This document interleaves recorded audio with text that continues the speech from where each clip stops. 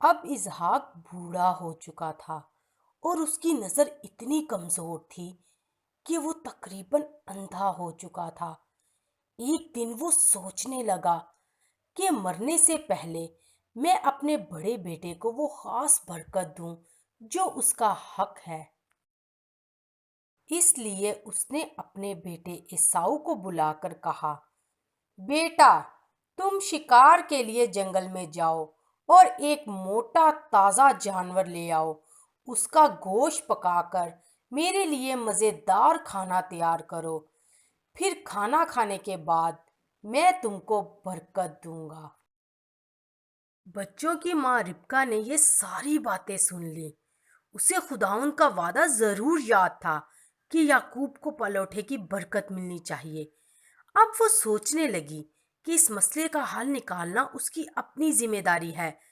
خداوند پر بھروسہ رکھنے کے بجائے اس نے یعقوب کو بلایا اور کہا، کیا تمہیں معلوم ہے کہ میں نے تمہارے باپ کی کیا بات سنی ہے؟ وہ عیساؤ کو یہ خاص برکت دینا چاہتے ہیں۔ جلدی جا کر ریوڑ میں سے 2 اچھی سی بکریاں لے آؤ تاکہ میں ان کا گوشت پکا سکوں۔ پھر تم ہی اپنے باپ کے پاس گوشت لے جاؤ اور وہ تمہیں برکت دیں گے۔ یعقوب یہ سن کر ڈر گیا اور کہنے لگا، لیکن میرے بھائی کے جسم پر بال ہیں اور میرا جسم صاف ہے۔ جب میرے باپ مجھ پر ہاتھ لگائیں گے تو ان کو معلوم ہو جائے گا کہ میں جھوٹ بول رہا ہوں۔ پھر برکت کی جگہ وہ مجھے لعنت دیں گے۔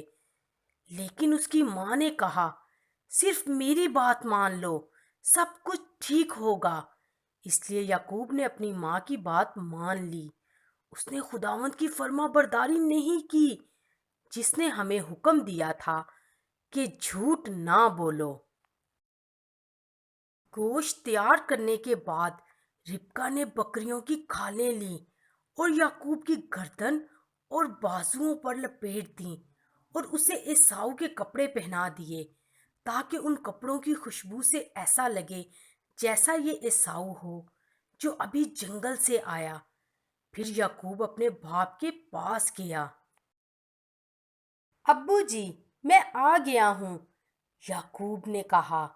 اسحاق نے پوچھا، تم کون ہو؟ پھر یعقوب نے جواب دیا، ابو جی، میں آپ کا پلوٹھا بیٹا عیساؤ ہوں۔ یہ کھانا کھا کر مجھے برکت دیں۔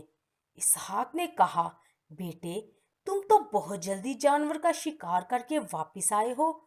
جی ہاں ابو جی، یعقوب نے کہا، خداوند نے میری مدد کی۔ اوہ، کتنی بری بات ہے! گناہ کرتے ہوئے بھی یعقوب نے خداوند کا نام لیا۔ پھر اس کے باپ نے کہا، بیٹے، میرے زیادہ قریب آؤ تاکہ میں تم کو ٹٹولوں اور تسلی کروں کہ تم حقیقت میں عیساؤ ہو۔ اسحاق نے یعقوب کو اپنے ہاتھ سے ٹٹولا اور کہا، ہاتھ تو عیساؤ کے لگتے ہیں لیکن آواز یعقوب کی جیسی ہے۔ کیا تم سچ مچ عیساؤ ہو؟ یعقوب نے جواب دیا، جی ہاں ابو جی، میں عیساؤ ہوں۔ پھر اس کے باپ نے وہ مزیدار کھانا کھا لیا۔ کھانا کھانے کے بعد اسحاق نے کہا، میرے پاس آ کر مجھے چومو۔ اور جب یعقوب نے ایسا کیا تو اسحاق کو عیساؤ کے کپڑوں کی خوشبو آئی اور اس نے سوچا، ہاں، یہ میرا بیٹا عیساؤ ہے، میں اسے برکت دوں گا۔ جب اسحاق یعقوب کو برکت دے چکا تو عیساؤ جنگل سے واپس آیا۔ اس نے اپنے باپ کے لیے لذیذ کھانا تیار کیا اور اس کے خیمے میں لے جا کر کہا، ابو جی، میں گوشت لے کر آیا ہوں تاکہ آپ مجھے برکت دیں۔ یہ سن کر اسحاق کو بڑا صدمہ ہوا، لیکن یہ کون تھا جو ابھی ابھی آیا تھا؟ میں نے کس کو برکت دی ہے؟ وہ یعقوب ہوگا۔ عیساؤ بہت زیادہ غصے میں آ گیا۔ اس نے چلاتے اور روتے ہوئے باپ سے کہا، ابو جی، مجھے بھی برکت دیں، مجھے بھی۔ اسی وقت سے عیساؤ کے دل میں یعقوب سے بڑی نفرت بڑھتی گئی۔ اس نے ارادہ کیا کہ میرے باپ کی موت کے بعد میں اپنے بھائی کو مار ڈالوں گا، پھر یہ سب کچھ میرا ہی ہوگا۔ اس وقت بھی ربکا سوچ رہی تھی کہ معاملہ ٹھیک کرنے کے لیے اسے کچھ کرنا ہوگا۔